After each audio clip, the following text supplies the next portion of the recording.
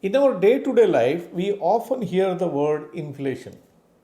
We read about inflation going up, we read about inflation coming down, and the central banks acting in accordance with the movement in the inflation. How inflation is relevant in your life? Is inflation going up? Is it really bad? What are the implications the inflation has on our investment activities? Let's try to find an answer in this episode. This is NRI Money Clinic for you, and I am Dr. Chandrakant Bhatt, investment consultant and a financial planner.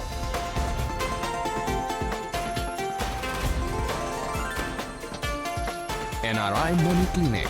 No hype, just the right advice. First of all, let us try to understand what is the meaning of inflation. Inflation means rise in prices over a period of time.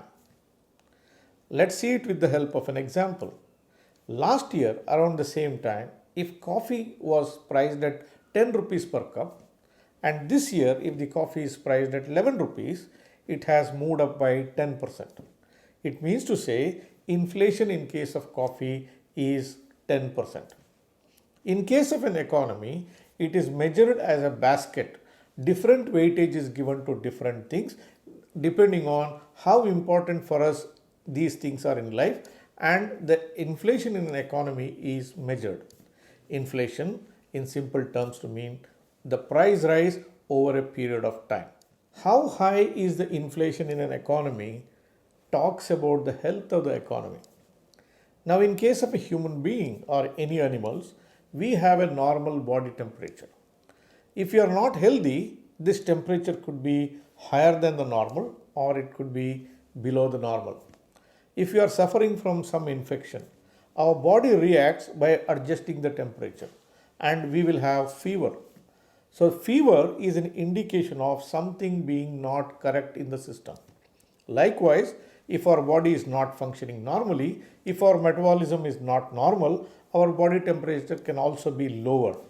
So, a higher or a lower body temperature says that it is something which is not normal and something needs to be done.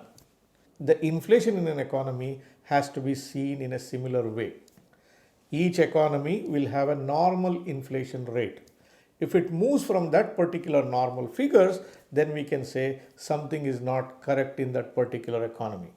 In a growing economy like India, inflation is always higher. It is higher than the developed world. If we see developed world like Europe or US or Canada or Australia or Japan, in a developing economy, inflation is always higher.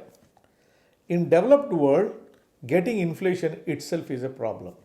You would have seen through the newspapers or television channels, in US they are struggling to get an inflation of even 2%. The inflation really does not rise. Whereas in case of India, till the recent past, we had a very high inflation.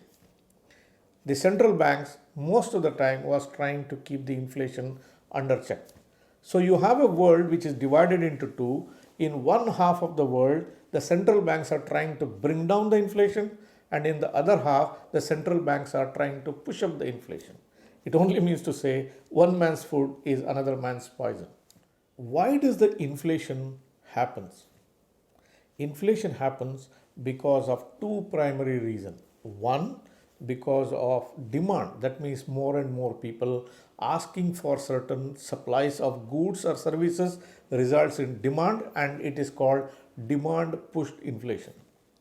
Inflation can also happen because of shortages. There is demand but supply is very small, because of which the prices can be pushed up. Both possibilities exist. Why does inflation remain low? Inflation can remain low because there is no demand for it. If a country is full of old people, it may not be a big consuming country. That means the demand itself is lower. Likewise, rich countries may have most of the things that they want, and the prospects of growth there itself is lesser. So, there the inflation could be lower. In an economy which is growing, especially the emerging markets, the countries which have got younger population, the inflation is higher.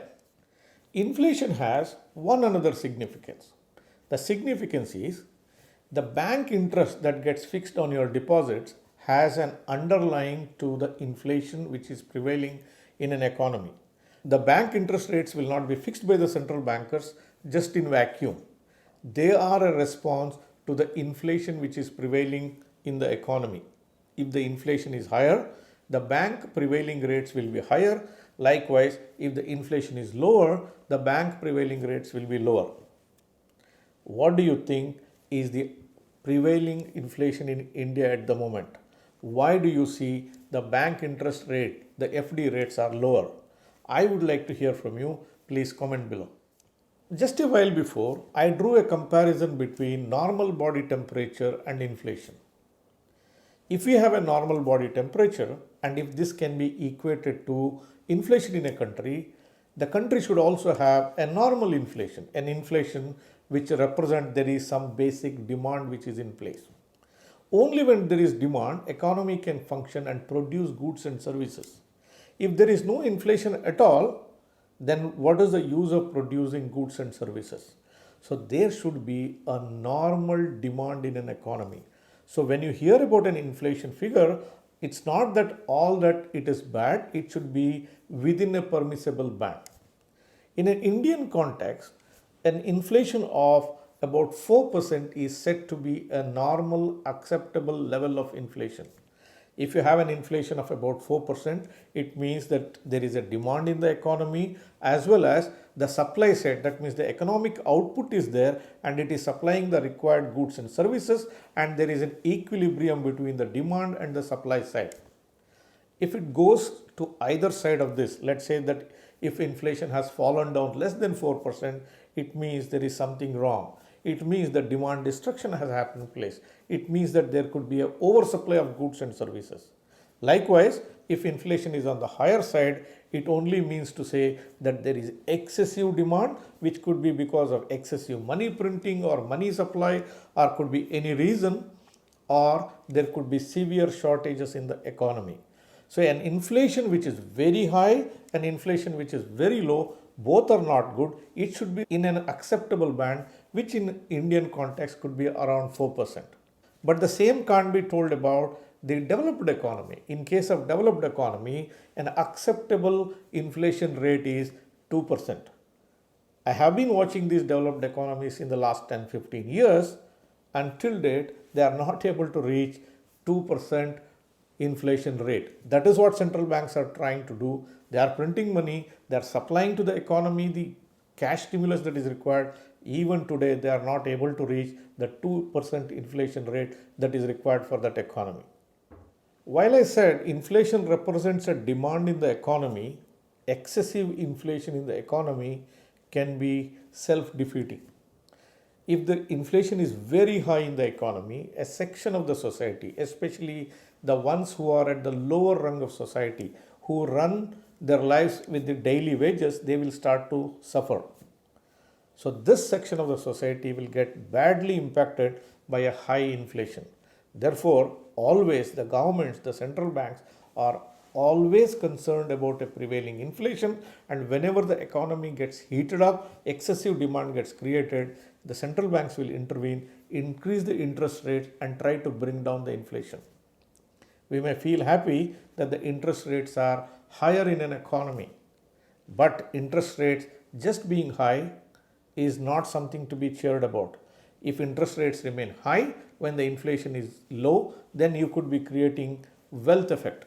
But otherwise, if inflation is at 10% and interest rate is at 10%, you stand where you are. So next time when you decide whether you have a good interest rates or a bad interest rate, please make sure to find out what is the prevailing inflation rate and then derive comfort. Are you creating wealth or not? Dear viewers, if you like the subject that I discussed today and if it has given you some value, please like this video. If you are watching this program for the first time or if you are yet to subscribe for this channel, please press the subscribe button and press the bell icon. Don't forget to share this video with your near and dear ones. Thank you very much for watching this episode on NRI Money Clinic. I will be back with you with one more topic and one more video very soon. Press the bell icon for more details and subscribe our channel.